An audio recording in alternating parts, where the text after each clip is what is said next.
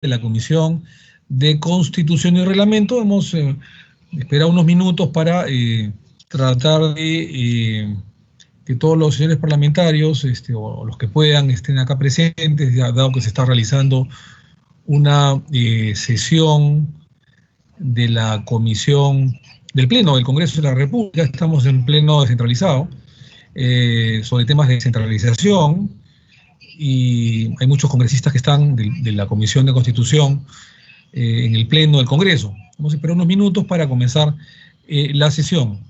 Entonces, muy buenas tardes, nos enganchamos a las plataformas virtual, del Facebook, ojalá del canal del Congreso que también se está grabando. Tengan ustedes muy buenas tardes, siendo exactamente las 3:34 de la tarde, 15 horas con 34 minutos del día miércoles 9 de diciembre de 2020. Vamos a proceder a pasar la lista de asistencia a efectos de verificar el quórum reglamentario para dar inicio a la presente sesión, repito, la 25ª sesión extraordinaria de la Comisión de Constitución y Reglamento. Doctora técnica, por favor, sírvase pasar la lista de asistencia. Buenas tardes, señor presidente. Buenas tardes, señores congresistas. Procedo a pasar lista de asistencia en orden alfabético. Congresista Aliaga Pajares. Congresista Almerí Beramendi. Congresista Chávez Cosío.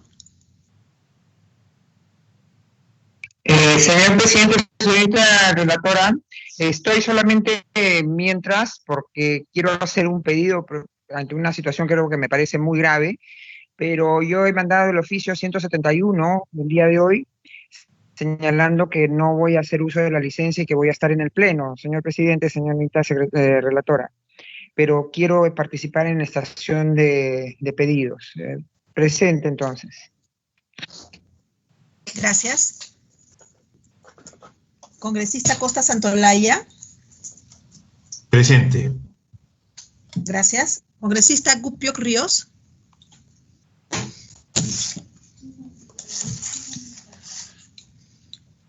Congresista Gupioc Ríos. Gracias. Congresista Lizárraga Houghton. Presente, Lizárraga Houghton. Buenas tardes con todos. Gracias. Congresista Yauji Romero.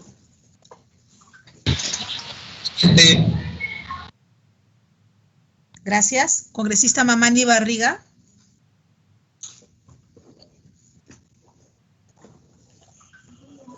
Congresista Paredes Eizaguirre. Congresista Pineda Santos.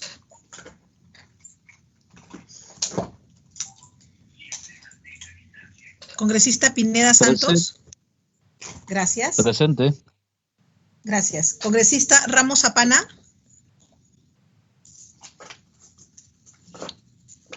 Congresista Roel Alba.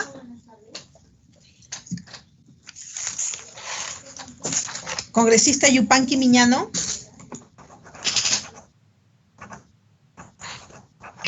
Presente, buenas tardes. Gracias. Congresista Vázquez Becerra. Jorge Vázquez, presente. Gracias.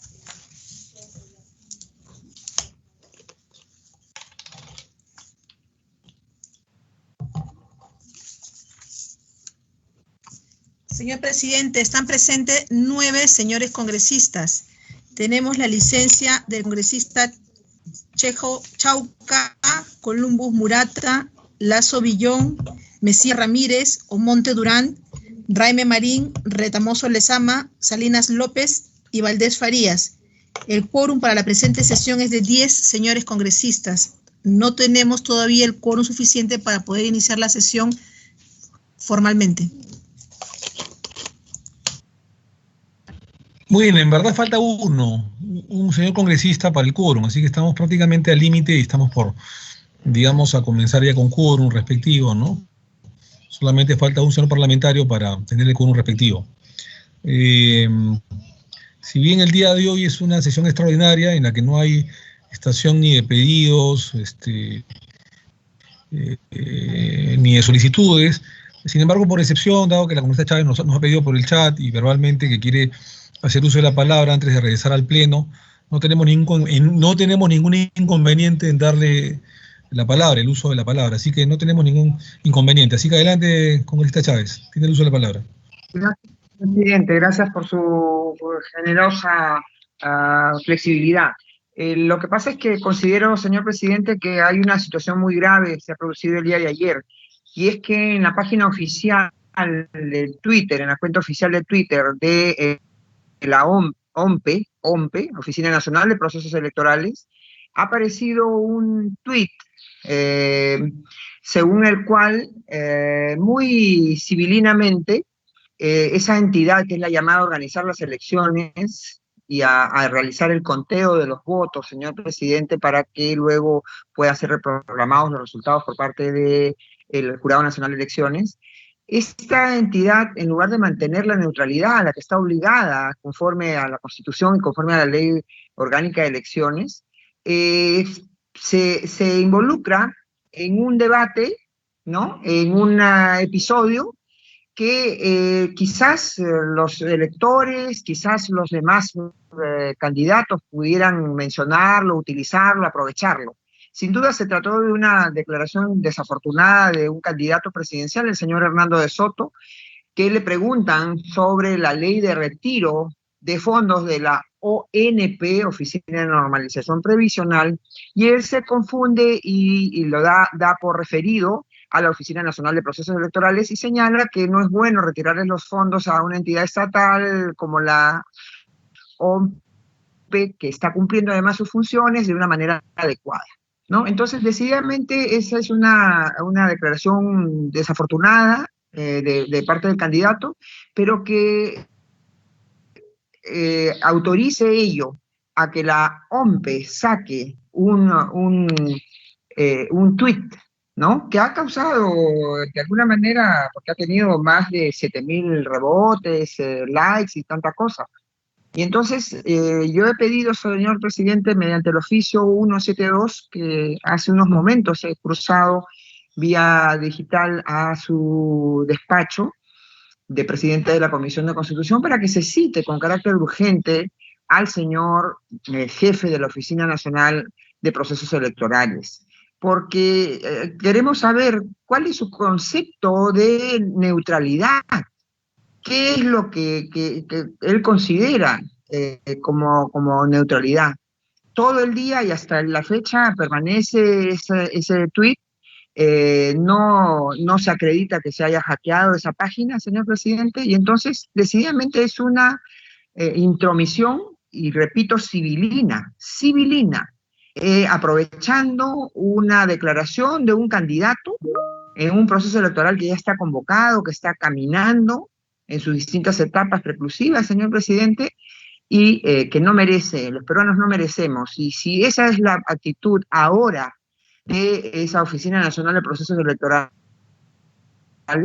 si el jefe no está al tanto de lo que hacen los empleados o los funcionarios, de cualquiera sea el nivel, no sé quién estará encargado de esa página de Twitter de la Oficina Nacional de Procesos Electorales, pero decididamente es una intromisión inadecuada, es un participar, porque decididamente, como le digo, señor presidente, se trata de una declaración desafortunada de un candidato, ¿no?, que la aprovechen y la comenten los demás candidatos, que la valoren los electores, pero no puede ser objeto de una intromisión civilina, ¿no?, que tiende a abundar y aprovecharse, ¿no?, y a ahondar en el error en que ha incurrido ciertamente ese candidato, ¿no? Entonces, yo tengo preocupación, señor presidente, por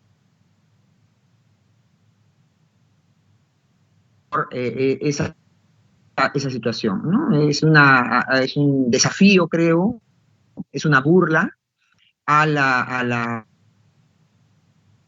neutralidad que se presenta pública, la posibilidad de citarlo. Así como se ha citado en esta comisión a la ministra de Salud para ver cuáles son las medidas que se van a acusar en defensa de la salud de las personas en plena epidemia para efectos de llevar adelante todo el proceso electoral en sus distintas etapas, creo que vale la pena al señor jefe de la OMPE nos venga a decir cuál es su concepto de neutralidad. Si vamos a estar viendo a la OMPE involucrada en debates entre los parlamentarios, entre los candidatos, tanto al Congreso como a las fórmulas presidenciales. Entonces, bueno, que nos digan de una vez para saber a qué atenernos, señor presidente. Gracias.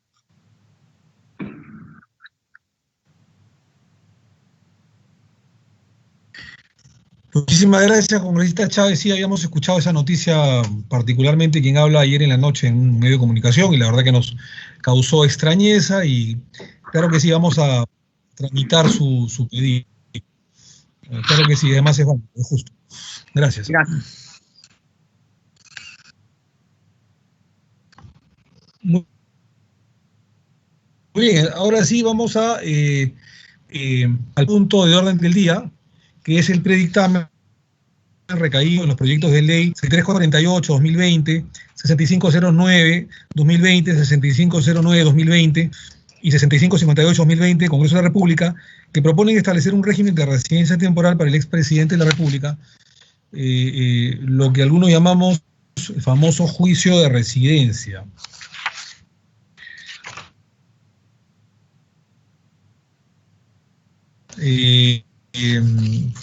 Decir todos ustedes, hace eso, que es miembro también de esta comisión, Luis Rolalba, presidiendo la mesa temporalmente, se ha señalado de que los congresistas, mejor dicho, que la Comisión de Constitución y el Pleno de la Comisión de Constitución ya tiene la licencia respectiva para poder sesionar en dicha comisión, o sea, en Constitución y Reglamento, al unísono que se está desarrollando el Pleno del Congreso, así que no hay problema por la licencia. Esta ya está dada hace ya algunas horas por la mesa directiva del Congreso de la República.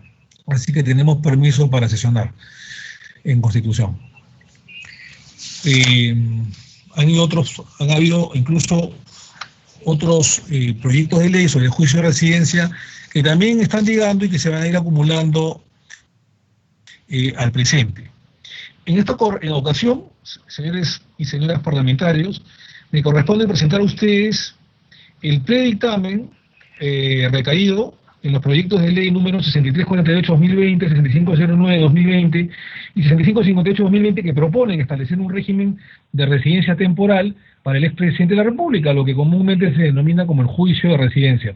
Juicio de residencia, como ustedes saben, tenían los virreyes, luego que después de estar en el Perú, especialmente en Lima, en la capital, en la metrópoli, regresaban a España, y era el rey de España quien les tomaba cuentas al virrey por la gestión que había tenido en Lima, sobre todo la gestión financiera, o en el Perú, como colonia. Se trata pues de un tema importante referido a la condición de permanencia temporal en el país de los expresidentes de la República una vez terminado su mandato, el cual incluye también aquellos que entran en el campo presidencial. Cabe recalcar que el juicio de residencia del siglo XIX representaba el control político hacia todo empleado público. Tanto es así que desde que somos república se han evidenciado los primeros vestigios, por ejemplo, en la Constitución de 1823, cuando dicha atribución encargaron a la Corte Suprema en una suerte de tercera instancia. Pero no es hasta que la Constitución de 1834 en donde estableció lo siguiente: todo funcionario del Poder Ejecutivo, sin excepción, está sujeto al juicio de residencia al acabar su cargo y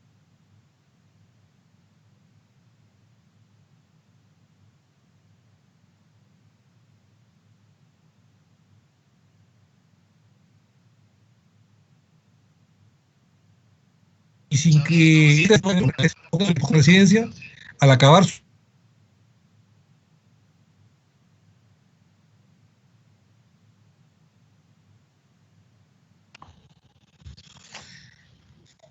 Igualmente,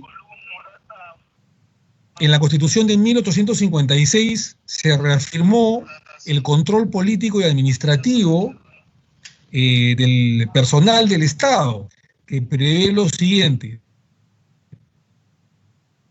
todo empleado público, al cesar en su cargo, el juicio de residencia, y mientras no sea absuelto, no podrá ejercer el mismo empleo ni otro alguno. Muchas constituciones, señoras y señores parlamentarios, sostenían que el juicio de residencia buscaba la rendición de cuentas y evaluación en el desempeño y las funciones de todo empleado público. Fueron entonces en esas dos constituciones las cuales se establecieron de manera clara que el juicio de residencia, a partir de ella se dio luz al control político parlamentario, aunque ya no se volvió a establecer en las constituciones siguientes, quedando pendiente su restitución. Estamos consignando también, señora secretaria, con lo cual ya tendríamos el quórum del congresista Guillermo Aliaga. Guillermo Aliaga ya está en la plataforma virtual y así que ya tenemos el quórum respectivo, así que consignarlo en la lista de asistencia secretaria técnica. Volviendo al tema del juicio de residencia, adelante. Para consignar asistencia, congresista Guibovich, estamos consignando su asistencia, con lo cual tendríamos ya 11 señores parlamentarios. Está consignado, congresista Guibovich. Regresando al tema del juicio de residencia, hoy en el tercer milenio, incluso 30 años atrás, se han evidenciado gobiernos con altos niveles de corrupción y fugas por doquier. Esto favorecido por los procedimientos administrativos de responsabilidad funcional y los procesos judiciales tardíos debido a la sobrecarga por razones logísticas y de recursos humanos, entre otros. En ese sentido, se hace imperioso que nuestro sistema constitucional adopte el régimen de residencia, si se quiere temporal, toda vez que hemos visto que las prerrogativas consagradas en el artículo 117 de la Constitución postergan ciertas acusaciones hasta después de su mandato, situación que han sido tomadas para favorecer la impunidad. En el predictamen se recogen las propuestas tanto de las bancadas del FREPAP respecto a que dicho referido régimen de visitas no solo alcanza al presidente constitucional de la República, sino también a aquellos que hubiesen asumido el cargo, yendo más allá incluso de los vicepresidentes de la República.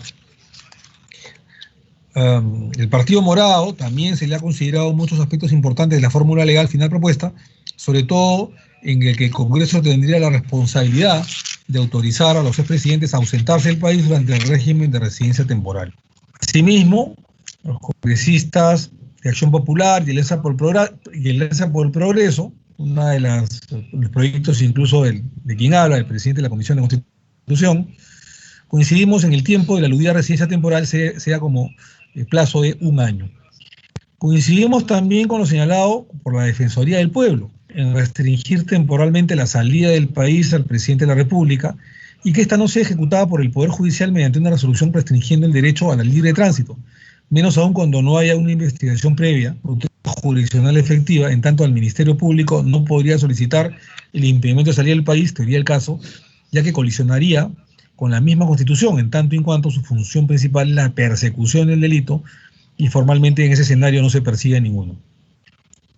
La comisión multisectorial propuesta a nivel de órgano individual también cumple con las funciones específicas y su intervención especial en el régimen de residencia temporal podría ser insuficiente por los plazos propios del proceso y el término eventual de su trabajo como comisión.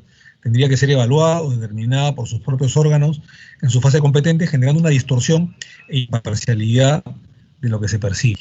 En conclusión, dicho lo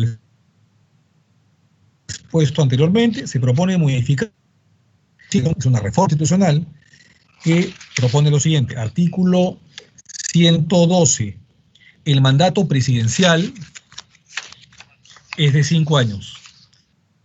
No hay reelección inmediata, transcurrió otro periodo constitucional como mínimo, el expresidente puede volver a postular sujeto a las mismas condiciones. Hasta ahí todo normal.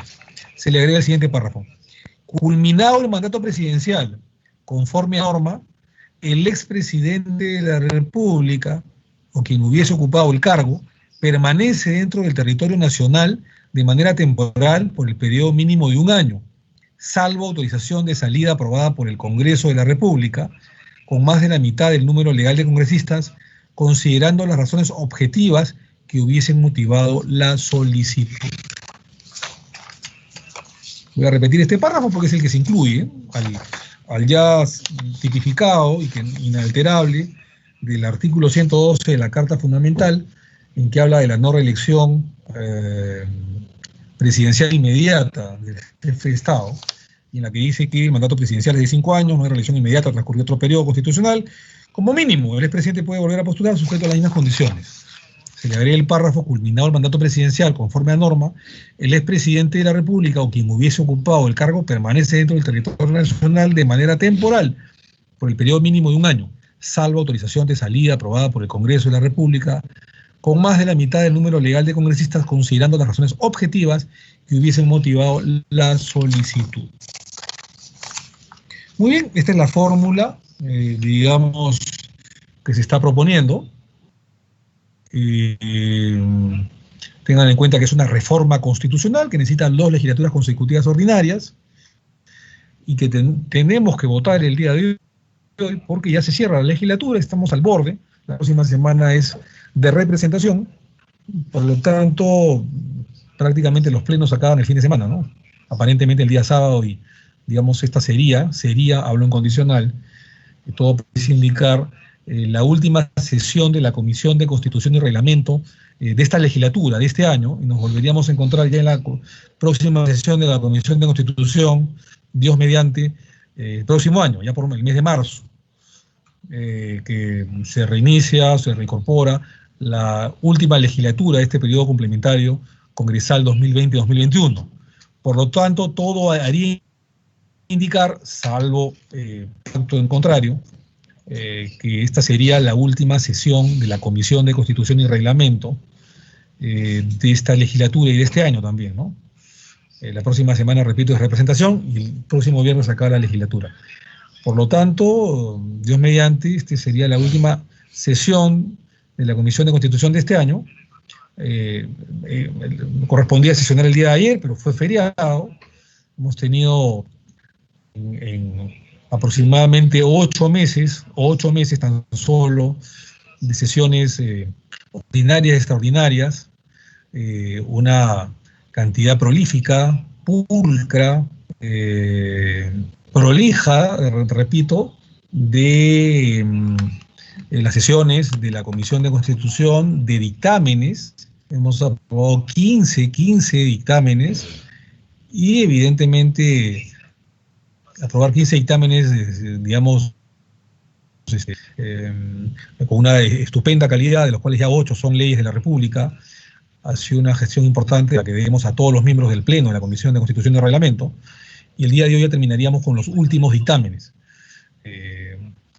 Así que pongo a consideración uno de los últimos dictámenes, que es el juicio de residencia, o residencia temporal, como quieran llamarle los expresidentes de la República, para su rendición de cuentas, por así llamarla, ¿no? Que hemos leído con la fórmula legal de reforma constitucional del artículo 112. Si algún congresista de la República quiere hacer uso de la palabra, este es el momento de hacerlo, para abrir el debate.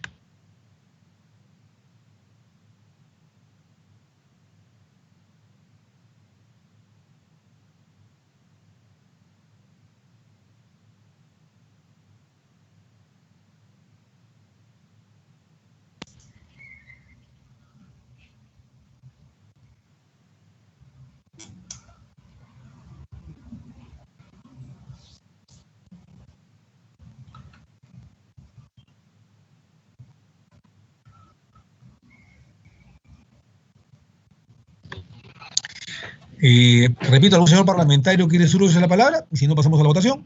Y al siguiente punto. Acosta, adelante, por favor. Sí. Gracias, presidente. Buenas tardes a usted y a las señoras y señores integrantes de la comisión. Presidente, recordar la razón de ser de esta iniciativa. Una iniciativa de mi bancada, la bancada morada, anterior a una iniciativa de FREPAP, es cierto. Hay pequeñas diferencias entre la iniciativa de los colegas de FREPAP y la nuestra en términos del plazo. Propusieron ellos 2 años, nosotros 6 meses, y entiendo que el plazo de 1 año es una suerte de punto medio, ¿no?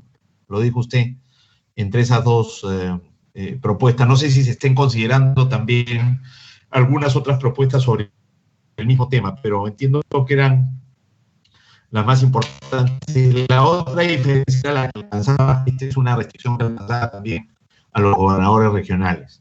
Pero imagino que han sido excluidos porque en realidad los gobernadores regionales no gozan pues de la,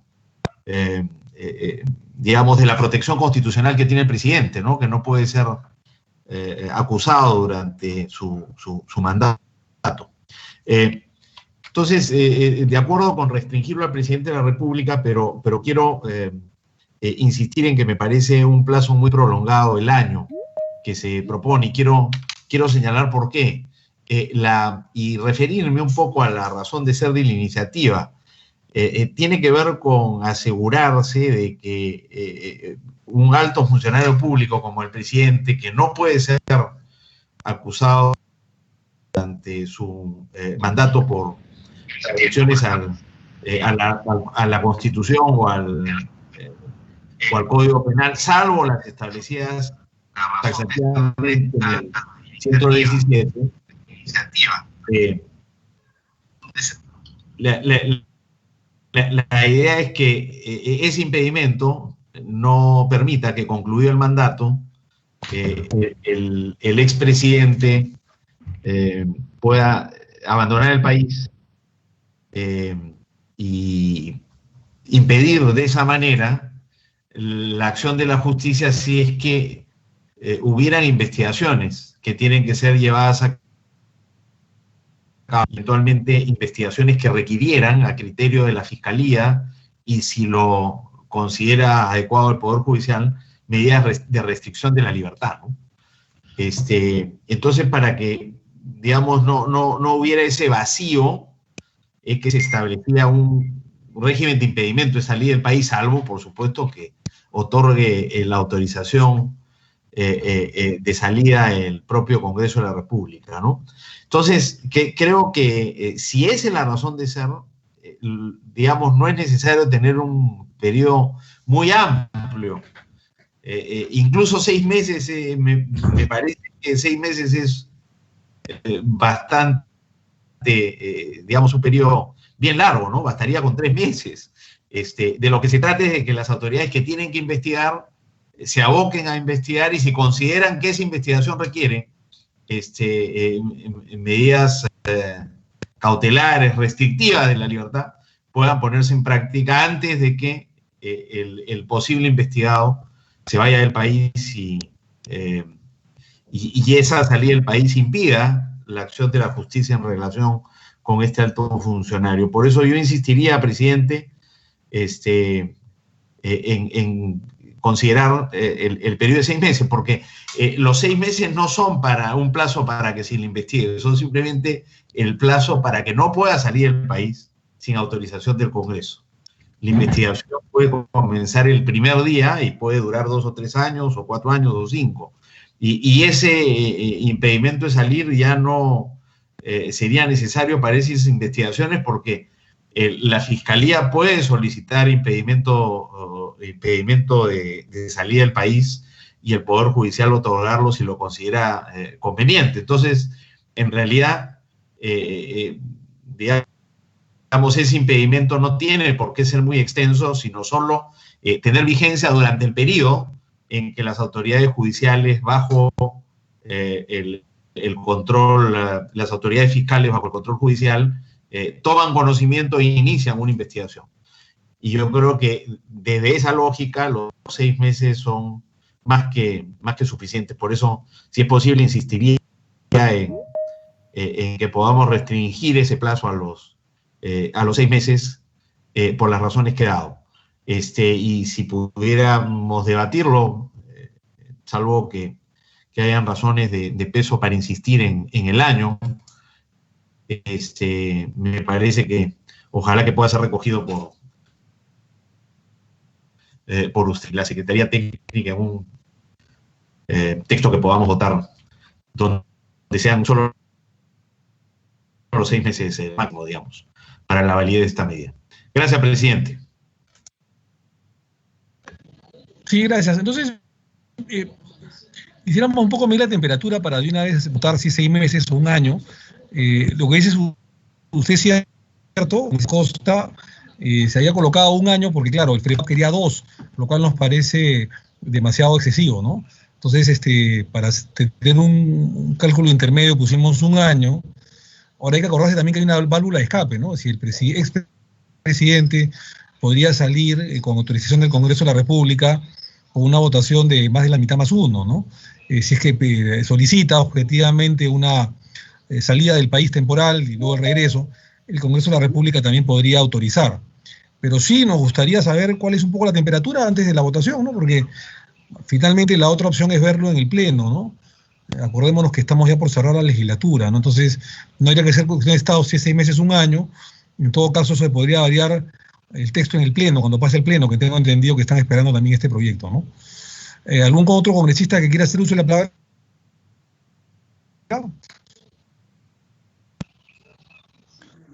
La palabra,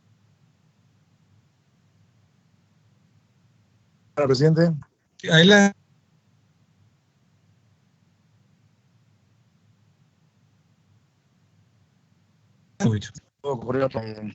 Si estamos con un antecedente que tenemos en los últimos 30 años de la situación de los presidentes, ponerle 6 meses, me parece, 6 meses de residencia temporal es casi nada.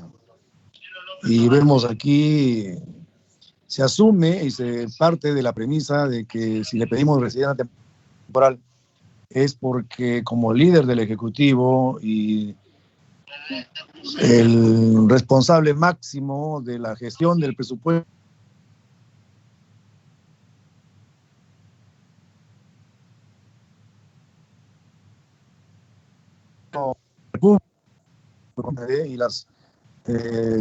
y los problemas en los que se han visto involucrados son más grandes aún. Yo creo que sí amerita. Yo estaría más cerca de los 2 años que plantea FREPAP, pero ponerle 6 meses es un simbolismo, es casi un simbolismo. Entonces quizá 1 año podría ser un intermedio, pero tengamos en cuenta la experiencia vivida, ¿no? Yo creo que si no aprendemos de lo que está pasando, ya no será solamente el caso del señor Toledo, podrían haber sido muchos más y podrán ser más. Creo que tenemos que ponerle, lamentablemente, si dejamos una rendija, por ahí están pasando los delincuentes, ¿no? Desafortunadamente. Y estamos viendo todas las formas y todas las argucias que emplean quienes tienen el máximo poder para saquear al país en 200 años. Entonces yo creo que, presidente, es tiempo de que seamos un poquito menos tolerantes con la corrupción y más severos en la aplicación de la norma en su doble sentido, ¿no? Punitivo y también disuasivo. Yo creo que no hay que escatimar esfuerzos para disuadir a la corrupción, que ese tiempo de residencia temporal no sea, ojalá que nadie tenga que quedarse 1 año, pero si tuviese que quedarse, hay que quedarse, ¿no? Y si el Congreso le puede dar permiso, pues no habría ningún inconveniente. Yo sí creo que si esto está orientado a ponerle a un acto de disuasión más contra lo que estamos viendo en el tiempo, donde a mi entender, y lo digo con toda claridad, la corrupción en el país es liderada por los presidentes de la República, yo creo que tendríamos que ser más severos en ello. En cualquier decisión que tienda a limitar ese albedrío presidencial que termina liderando la corrupción. Los presidentes en los últimos tiempos, hasta el último vacado, han sido líderes de la corrupción en el país. Entonces, yo pongo eso como argumento y no deberíamos bajar más. Si es posible subir, subámoslo. Al fin y al cabo, y de acuerdo a las circunstancias, puede salir con permiso del Congreso, pero cerremos las rendijas que por ahí se están escapando, se están pasando todos quienes lideran la corrupción desde la más alta posición de poder. Gracias, presidente. Muchas gracias, congresista Guibovich. ¿Algún otro señor congresista que quiera intervenir?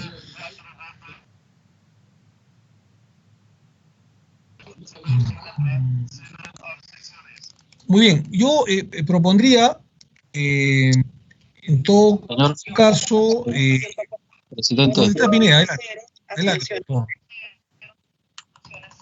Sí, disculpe. Congresista Pineda, adelante, por favor. Sí, gracias, señor presidente. Y en el debate de la propuesta que nos encontramos en la comisión, saludar a los congresistas. El FREPAP ha hecho llegar una propuesta en aras de que el máximo representante de nuestro país, en un periodo que culmina, tiene que estar, sí, a disposición de del pueblo para poder lo bueno o lo poco que ha podido hacer, pero un tiempo prudente, si es que desea así de dejar el país al cual ha gobernado, inmediato, prudente para que pueda estar, pues, y también sirva de apoyo al entrante gobierno y así se asimile la gestión nueva que vaya a ingresar, ¿no? Para poder estar llevando las riendas del Estado, del país.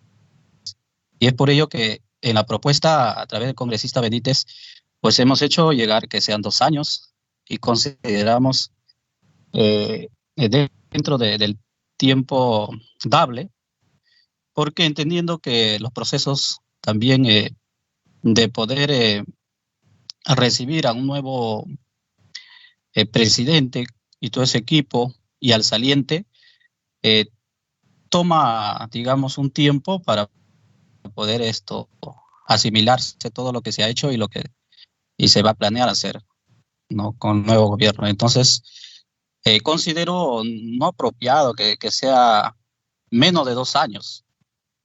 Es más, yo solicitaría quizás que sea más años, pero el FREPAP vemos en tiempo prudente 2 años. Y ya creo que el dictamen trae 1 año, que se solicite menos. No estaríamos buscando lo que deseamos, dándose las circunstancias, ya ejemplos hemos tenido. No estoy queriendo decir que va a hacerse lo mismo, no, todo lo contrario. Tenemos que aspirar los que y quieren llegar a los cargos para servir al pueblo, pues que no ocurra ello, ¿no? Pero viéndose los antecedentes, pues lo propio sería, conforme el partido, el FREPAP ha propuesto, que son 2 años. Eso era mi participación, señor presidente, sobre el tema del debate. Muchas gracias. Presidente. Sí, congresista Costa, adelante. Presidente, en aras entonces de mantener el consenso en torno a la propuesta que usted nos ha hecho, retiro mi propuesta de reducirlo a 6 meses, tal como propusimos inicialmente en la bancada morada. Ojalá que eso permita que digamos, tengamos un consenso en 1 año y podamos ir al voto. Gracias. Muy bien, muchas gracias. Recogemos la propuesta del congresista Costa, que ha retirado, digamos, la solicitud de que sea en 6 meses. Creo que todos estamos, o casi todos, de acuerdo en el juicio de residencia, en el proyecto, en la fórmula legal. Un poco la discusión era si eran 6 meses o 2 años. Le hemos puesto 1 año. Yo le sugeriría, digamos, votar. Y ya en el pleno del Congreso vamos a escuchar, no digo los 130, pero varios de los 130 señores parlamentarios de todas las bancadas, y fijaremos una posición, que creo que lo lógico sería una posición intermedia de 1 año, ¿no? Así que, en aras de continuar con la buena predisposición de todos los señores parlamentarios en la Comisión de Constitución, y habiendo, digamos, acabado la lista de oradores, doctora Durán, por favor, con la misma asistencia, pase al voto, por favor. El sentido del voto. En el pleno ya se determinará si es 1 año o es más, pero creo que por el momento, creo que esta comisión ha hecho bien en colocar 1 año, digamos, de juicio de residencia para que un expresidente no pueda salir del país, salvo disposición del Congreso de la República ante un pedido del expresidente. Doctora Durán, secretaria técnica, el sentido del voto de los señores parlamentarios sobre el dictamen leído. Señor congresista Aliaga Pajares.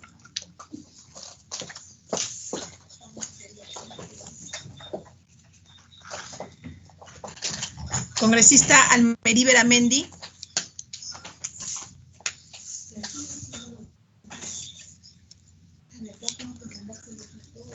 Congresista Chávez Cosío.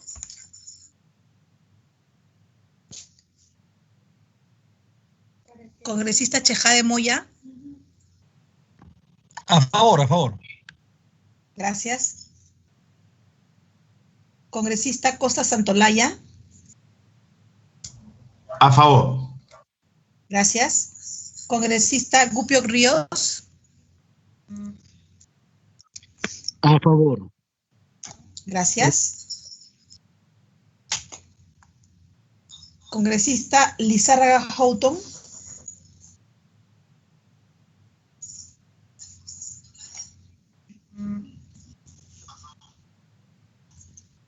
Congresista Lizárraga Houghton.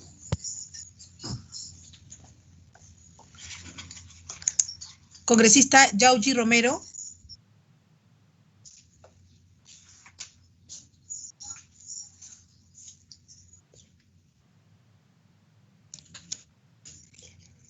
Congresista Mamani Barriga.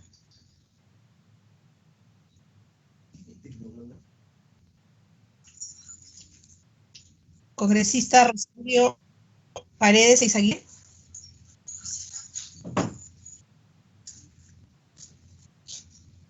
Congresista Pineda Santos.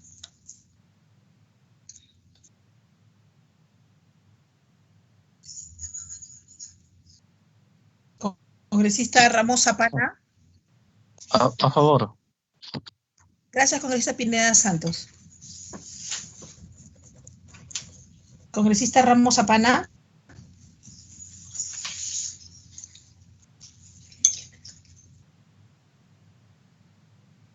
Congresista Roel.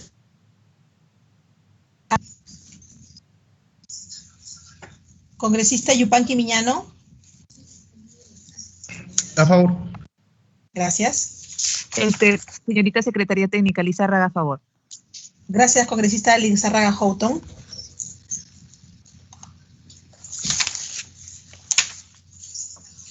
Congresista Gigovich Arteaga. Gigovich Arteaga, a favor. Gracias. Congresista Vázquez Becerra.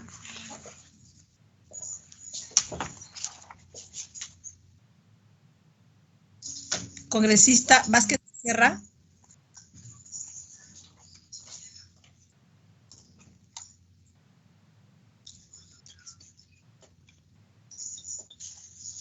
Señor presidente, ¿me permite volver a llamar a los congresistas que veo presentes en el sistema, pero que no por tengo... Por favor. Hay problemas en la sesión virtual. Presidente, buenas tardes. Guillermo Giaga, sí, a favor del dictamen. Perfecto, gracias, Guillermo. Siga, doctor Abraham. Consigue el doctor Aliaga, por favor, a favor. Sí. Claro que sí, gracias.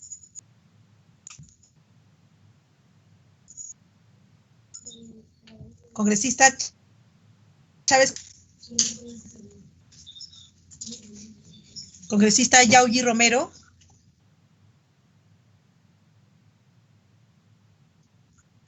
Sí. Gracias, congresista Yauji Romero.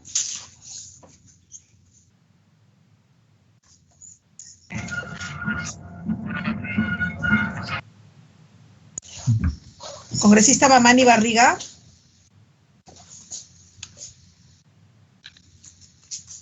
Congresista Roel Alba. Congresista Vázquez Becerra. A favor, Jorge Vázquez. Gracias. Gracias.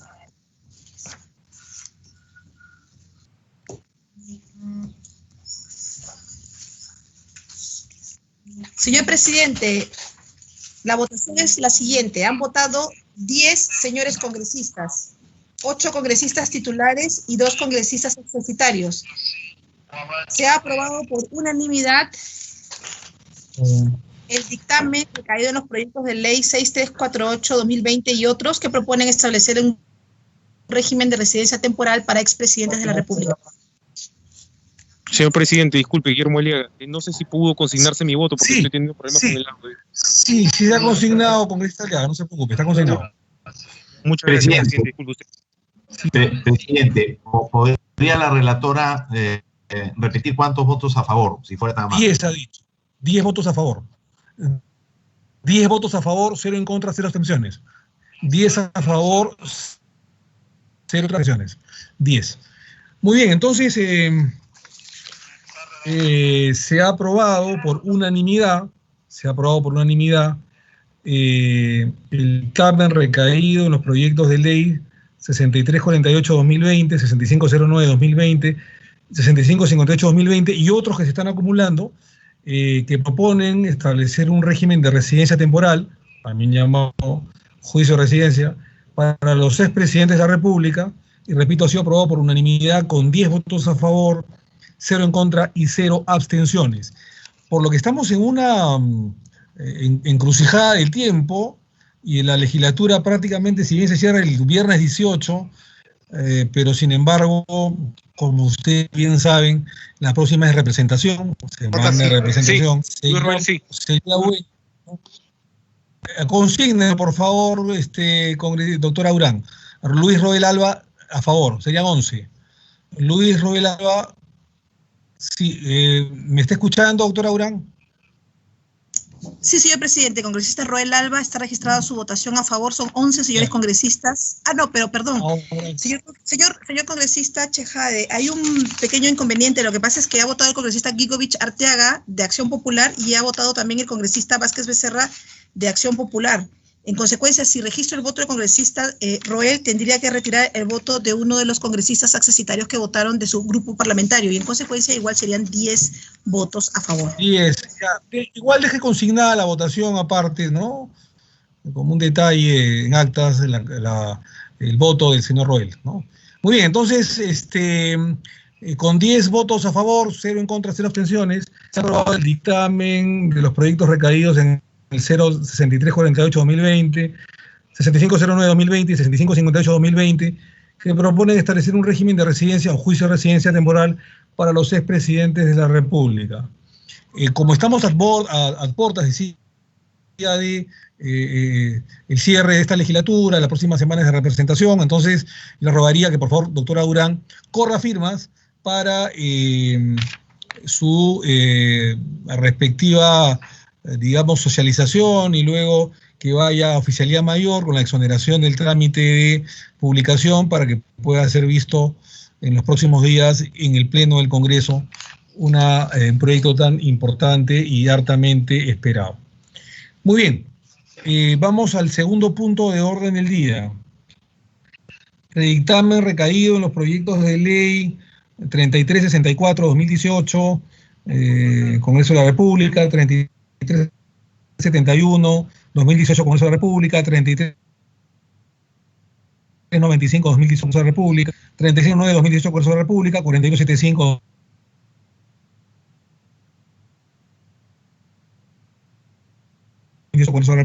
52 incorporar el acceso a la vivienda digna y adecuada como derecho fundamental en la Constitución Política del Perú. Repito, que proponen incorporar el acceso a la vivienda digna y adecuada como derecho fundamental en la Constitución Política del Perú. Señores congresistas, señores y señores parlamentarios, esta presidencia no podía dejar de priorizar un tema sensible, un tema más sensible incluso, necesario y vital para el ser humano, como es el reconocimiento constitucional de su derecho a una vivienda digna y adecuada. Como todos sabemos, la vivienda es un espacio físico que permite a una persona o familiar habitar de forma privada, segura y en paz. Es pues un elemento indispensable, importante y necesario para el desarrollo y bienestar humano. A través de esta posible ejercicio de desarrollo, disfruto, protección de otros derechos fundamentales como la vida, la salud, la intimidad, la paz y la tranquilidad, entre otros. Es decir, la vivienda es un elemento determinante para el desarrollo del ser humano e influye directamente en su calidad de vida. El ser un medio para la realización humana es reconocida taxativamente como un derecho humano en diversos instrumentos internacionales, como el Pacto Internacional de Derechos Económicos, Sociales y Culturales, artículo 11, la Convención sobre los Derechos del Niño, artículo 27, y la Convención sobre los Derechos de las Personas con Discapacidad, artículo 28, entre otros, y también lo está en nuestra jurisprudencia constitucional. Sin embargo, no está reconocida en forma expresa en la Constitución Política del Perú, a diferencia del año 1979, que sí regulaba expresamente en su artículo 10 el derecho humano a la vivienda. En los años 90 se planteó una reforma de Estado con una economía neoliberal que dejó al mercado la tarea de resolver el problema de la vivienda, limitándose al Estado al papel de facilitador, rompiéndose así una política estatal iniciada desde 1896, ojo, desde 1896. En los años 90 se empezó la construcción privada a través de la autoconstrucción, que era una modalidad popular que se creía sería la única forma de resolver el déficit habitacional, así como la formalización de los títulos de propiedad a través de COFOPRI, lo que permitió que los propietarios de títulos puedan acceder a préstamos de dinero. Bajo esa política y con la migración de peruanos a la ciudad en busca de mejores condiciones de vida, entre otros aspectos, el déficit habitacional se agravó, llegando a 1.300.000 unidades para el año 2000. Esto motivó el replanteamiento de una política de Estado gestor, promotor, y es así como en el año 2000 se vuelve a crear el Ministerio de Vivienda, Construcción y Saneamiento, mediante la Ley 27779, repito, Ley 27779, con el objetivo de formular, aprobar, ejecutar y supervisar las políticas nacionales en materia de vivienda. Desde ese entonces, el papel del Estado no ha llegado a solucionar el problema del déficit de vivienda en el país.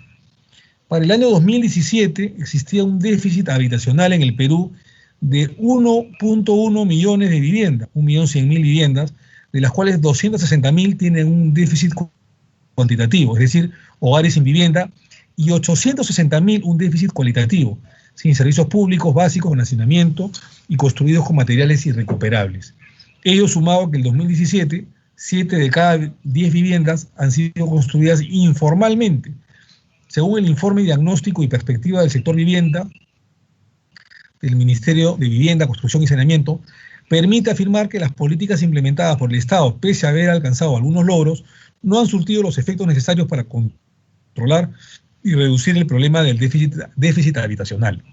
En el dictamen que ponemos a consideración vuestra, se evidencia que las políticas del Estado, como ente promotor, subsidiario y hasta financista de programas de vivienda, no han llegado a quienes más lo necesitan, ya que tanto el programa Mi Vivienda y Techo Propio, que son los más importantes del sector, exigen el cumplimiento de requisitos a los que muy pocos pueden acceder. En función de la realidad económica y social peruana, y por ello el déficit habitacional seguirá siendo el... Y si de alguna manera desde el Congreso no generamos respaldo al Estado para que impulse políticas públicas sociales reales para el año 2040, como lo ha revelado tendremos una banda de 2 millones de horas que concentrarían en Lima metropolitana. Por ello, consideramos la necesidad de empezar por reconocer formalmente el derecho a la vivienda de toda persona humana, pero no cualquier tipo de vivienda entendida como un techo o tejado donde cobijarse, sino como aquella que ha sido ya definida como digna y adecuada por el Comité de Derechos Económicos, Sociales y Culturales de las Naciones Unidas, que se desarrolla en el dictamen, pero que pasamos a resumir algunas de sus características. La vivienda, para que sea considerada como digna, primero tenga disponibilidad de servicios básicos, es decir, que una vivienda para que sea considerada adecuada debe contar con servicios indispensables para la salud, la seguridad, la comodidad y la nutrición. El comité señala que todas las viviendas deben tener acceso permanente a recursos naturales, agua potable, energía para la cocina, calefacción y alumbrado, instalaciones sanitarias, de aseo, de almacenamiento de alimentos, eliminación de desechos, entre otros. Además, en segundo lugar, que tenga seguridad jurídica. Implica que sea cual fuere el tipo de tenencia, todas las personas deben gozar de cierto grado de seguridad de tenencia que garantice una protección legal frente al desalojo, hostigamiento y otras amenazas. Y tercero, permita que estas viviendas, que quien adquiera dichas viviendas en todo caso, puedan soportar o afrontar el gasto en vivienda sin afectar ni comprometer el logro de otras necesidades básicas. En consecuencia, consideramos que con la incorporación del derecho a la vivienda digna y adecuada para todos los peruanos de forma equitativa y descentralizada, el Estado podrá tener mayores elementos de respaldo político y normativo para la implementación de redes y efectivas políticas públicas que permitan reducir el personal, el que va agravándose si permitimos que el gobierno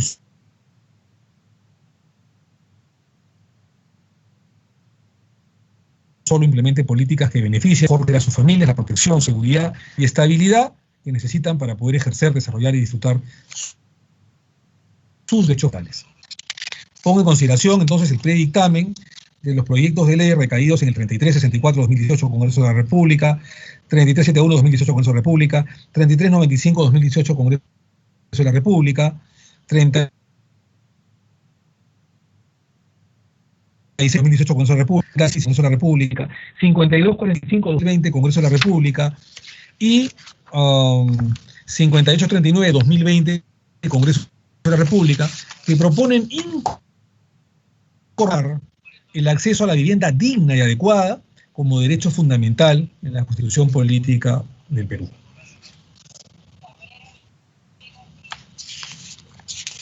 Así que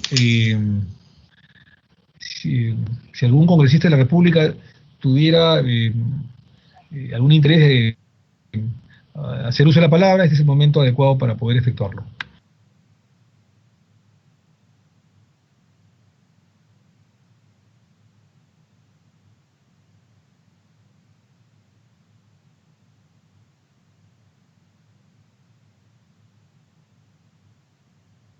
Señor presidente, Lizarraga Houghton. Sí, doctora Carolina Lizarraga, adelante, por favor. Muchas gracias. Particularmente considero que hay que distinguir entre lo que es el derecho a la vivienda digna y lo que es el deber de Estado de proveer servicios públicos con todas sus propiedades, es decir, la universalidad, continuidad, calidad, acceso en condiciones de igualdad y renovación continua. Asimismo, hay que considerar que lo que se pretende es reformar la Constitución para positivizar un derecho, para visibilizarlo. Los derechos constitucionales, en tanto principios entendidos como mandatos de optimización, no requieren ser positivizados para ser considerados como tales, es decir, como derechos. De otro lado, aunque realmente hay que distinguir derecho de propiedad y el derecho de acceso a la vivienda digna, también habría que recordar que el 1 de la Constitución ya reconoce el principio de derecho de dignidad, señalando que el respeto de la dignidad de la persona es el fin supremo de la sociedad y del Estado. En lo que respecta al segundo párrafo de la fórmula normativa propuesta, habría que señalar que la actividad de fomento del Estado puede materializarse no solo a través de la Constitución, sino que más bien es la ley el instrumento normativo más usual para materializar mecanismos de fomento a determinado tipo de actividades, fundamentalmente económicas. ¿A qué se va con esto? A que podemos preguntarnos si es que es el momento constitucional para emprender esa reforma y si es necesaria la reforma de la Constitución para perseguir tal finalidad, a todas luces noble y legítima, que propone el presente proyecto de dictamen. Probablemente se puede decir que la Constitución vigente y su legitimidad, no su validez, puede encontrarse en crisis o al menos en cuestión, pero de ahí a apuntar a emprender un sinnúmero de reformas hay una diferencia considerable. La Constitución política, en tanto fruto del consenso entre las distintas fuerzas políticas y atendiendo el procedimiento de reforma agravado en el sentido que se requiere de consulta popular de referéndum o de un considerable número de votos de parte del Pleno del Congreso, debe ser reformada en aquello que resulte estrictamente necesario y urgente, es decir, cuando se evidencie la existencia de un momento constitucional para llevar a cabo la reforma específica. En este caso concreto, existiendo instrumentos internacionales y tratándose de un tema de derechos que no requieren ser positivizados para ser tales, y actividades de fomento que pueden materializarse a través de leyes, personalmente no estaría segura que se evidencie de manera clara e indubitable la existencia de dicho momento constitucional. Por su parte, el tema de déficit de servicios públicos es una cuestión que a mi juicio trasciende incluso al derecho de acceso a la vivienda digna, puesto que también hemos podido ver ello en hospitales y en centros educativos. De ahí creo que la fórmula normativa propuesta pretendería asociar problemas que pueden abordarse de manera diferencial. Gracias, señor presidente.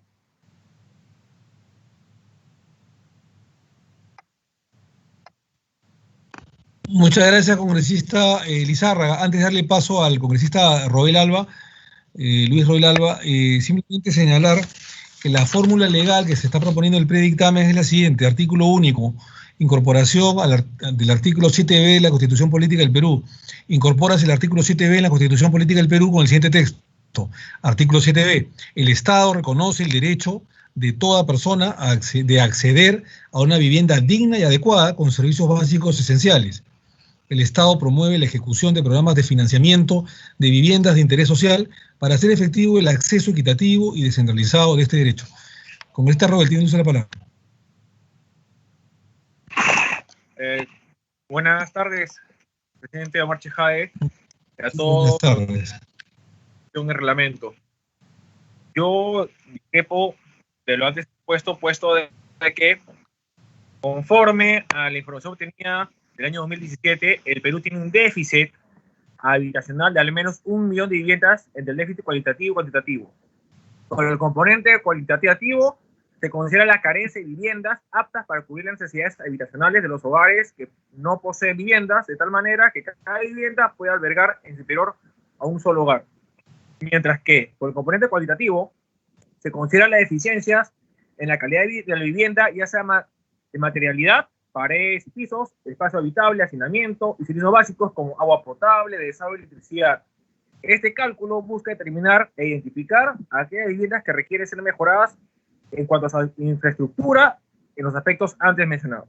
En esa lógica, el componente cuantitativo refiere básicamente a inmuebles u otros espacios que, aunque son usados como vivienda, carecen de todos los elementos mínimos para que pueda considerarse como una vivienda adecuada en el término técnico, habitable.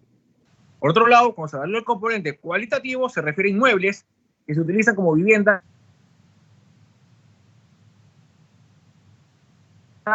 pero tienen un déficit de materiales como paredes,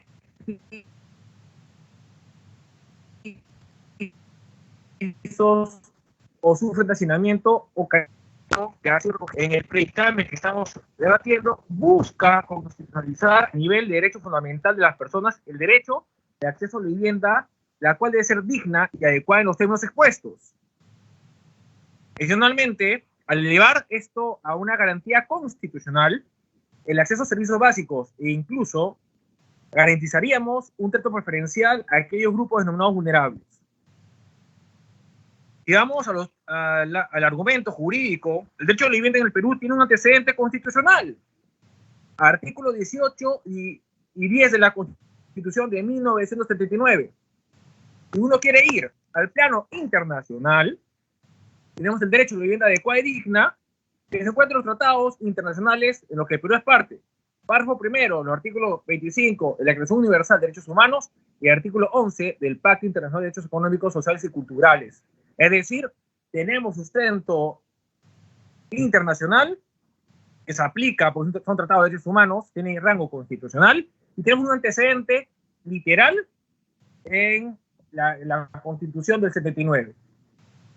Incluso, nuestro Tribunal Constitucional lo ha desarrollado en su jurisprudencia al justamente mencionar el derecho a la vivienda digna y adecuada en la sentencia 007-2012, acción de inconstitucionalidad, y 0018-2015, acción de inconstitucionalidad, en donde este tribunal señala que el derecho a la vivienda adecuada es un derecho fundamental de toda persona que se encuentra íntimamente ligado al principio de derecho de unidad humana. Lo mismo podemos tener en antecedentes y pronunciamientos de la ONU, y que dice que el derecho a la vivienda debe garantizar la seguridad de la tenencia, la asequibilidad, habitabilidad, accesibilidad, ubicación y adecuación cultural. Entonces, creo que por lo ya señalado, ¿por qué vamos a buscar un cambio constitucional? Y es que lamentablemente el Estado peruano tiene una actitud y un accionar pasivo para cumplir lo señalado en tratados internacionales de derechos humanos, lo señalado por el Tribunal Constitucional, y lamentablemente tiene que estar escrito. Porque si no está escrito, lamentablemente, nuestra cultura constitucional y nuestra cultura jurídica, si no está escrito, no es obligatorio.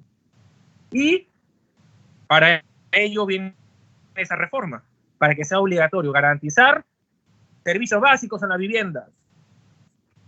Desde hace tiempo se habla de garantizar el servicio al agua potable. El servicio al agua, no hay. El desagüe, no hay. Luz eléctrica, no hay. ¿Por qué? Porque no se entiende la vivienda como un derecho y menos la vivienda como vivienda digna. Por ello, yo considero que sí es necesario precisar que las viviendas que se deben promover en el Estado peruano deben ser dignas y adecuadas, y para ello necesitamos una reforma constitucional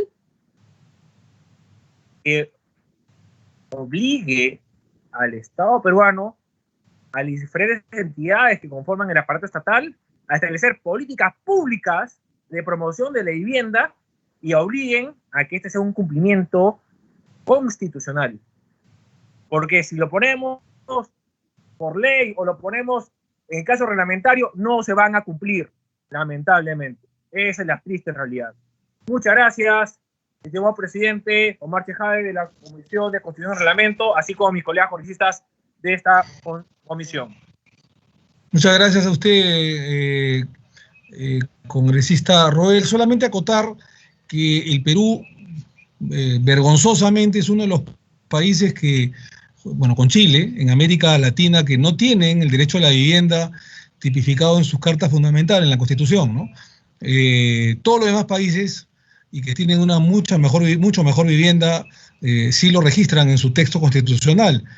Salvo Perú y Chile, el resto de países sí lo mencionan, ¿no? Está Brasil, está Argentina, Colombia, Ecuador, Bolivia, Paraguay, México, Estados Unidos, ¿no? En la cual se habla en su texto constitucional de la vivienda como derecho fundamental, una vivienda digna, ¿no? No estoy de acuerdo con ese tema de que no es un momento constitucional. Si este no es un momento constitucional, ¿cuándo lo sería, no? Pero en fin, respetamos las opiniones de todos. ¿Algún otro señor parlamentario que quiera hacer uso de la palabra? Encantado. Muy bien. Doctora Patricia Urán, con la misma asistencia, por favor, tome el sentido del voto para votar el predictamen sobre el derecho constitucional a la vivienda digna. Adelante, por favor. Señor congresista Aliaga Pajares.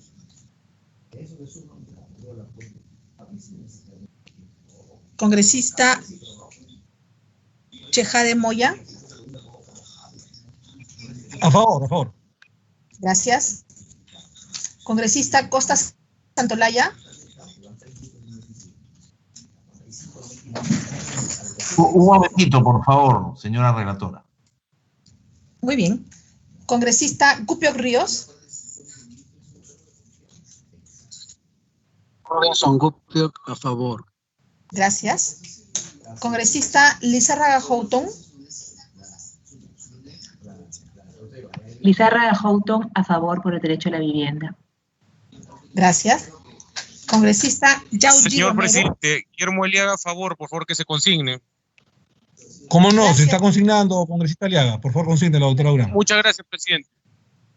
Gracias, señor congresista Aliaga. Congresista Yauji Romero.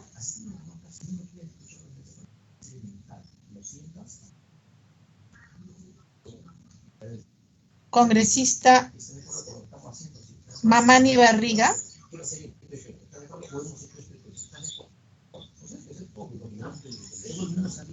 Congresista Paredes Eizaguirre. Congresista Pineda Santos.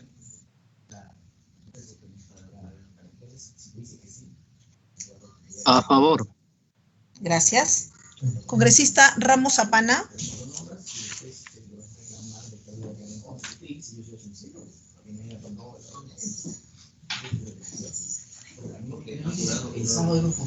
Congresista Roel Alba.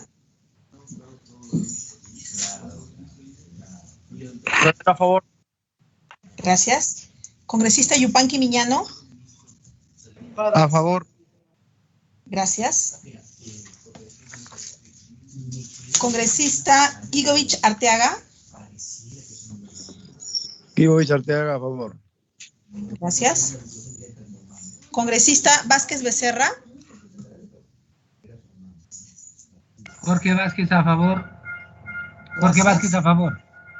Gracias.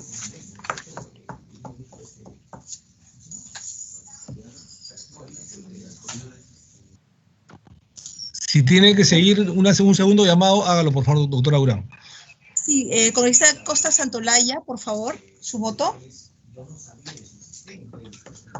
Sí, por favor, señora relatora. A favor, muchas gracias. A favor. Gracias. Señor presidente, han votado 10 señores congresistas, 8 congresistas titulares y 2 congresistas accesitarios. El congresista Gikovich Arteaga en reemplazo de la congresista Lazo Villón y el congresista Vázquez Becerra, también de Acción Popular, en reemplazo del congresista Yauji Romero. Se ha aprobado por unanimidad el dictamen recaído en los proyectos de ley 5839-2020 y otros que proponen incorporar el acceso a la vivienda digna y adecuada como derecho fundamental en la Constitución Política del Perú por unanimidad.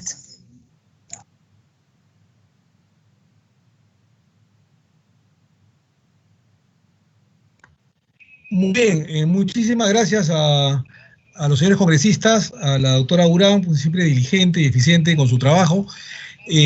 Han votado 10 congresistas de la República. Se ha aprobado por unanimidad, repito, por unanimidad, el texto o el predictamen, que ya es dictamen, con respecto a la vivienda digna, con el nuevo agregado del artículo 7b. Los dictámenes de los proyectos recaídos en el proyecto 3464-2018, 3371-2018, 3395-2018, 3609-2018, 4175-2018, 5249-2020 y 5839-2020, que propone incorporar el acceso a la vivienda digna y adecuada como derecho fundamental en la Constitución Política del Perú. Les recuerdo que este es el 17º, número 17, dictamen favorable. Nosotros en 8 meses, ya con este, hemos aprobado 17 dictámenes favorables, 8 ya son leyes de la República, 17 dictámenes favorables, y el resto está en consideración de la mesa directiva. Les sugeriría, por el tiempo escaso que queda para cerrar la legislatura, que la doctora Urán va a correr firmas a partir de hoy día, que puedan firmar sin mayor dilación los 10 congresistas que hemos votado a favor, para que mañana mismo, a primera hora, la mesa directiva por oficialidad mayor tenga ya los respectivos dictámenes favorables. Dicho sea de paso, son 17 dictámenes favorables y ninguno en contra en estos 8 meses de trabajo. Tercer punto de orden del día. El dictamen recaído en los proyectos de ley 4396-2020, 4399-2020, 5017-2020, 5021-2020, 5084-2020, 5264-2020, 6024-2020, que proponen modificar el artículo 40 de la Constitución Política del Perú para habilitar el doble empleo o cargo público remunerado del personal médico especializado en casos de emergencia sanitaria. Vamos a hacer un cuarto intermedio de 1 minuto para volver, por favor.